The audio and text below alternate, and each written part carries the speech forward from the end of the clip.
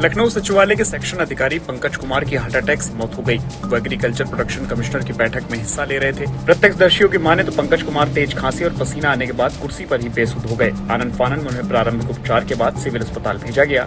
यहाँ के मुख्य चिकित्सा अधीक्षक डॉक्टर राजेश श्रीवास्तव ने बताया, मरीज को बेहद गंभीर कंडीशन में अस्पताल लाया गया। इमरजेंसी में उन्हें तत्काल कार्डियक आईसीयू में ले जाया गया, जहां सीपीआर और चेस्ट मसाज देने के बावजूद उन्हें बचाया नहीं जा सका। पंकज कुमार की अचानक मौत से सचिवालय परिसर में उन्हें अधिकारियों और कर्मचारियों ने श्रद्धांजलि अर्पित की।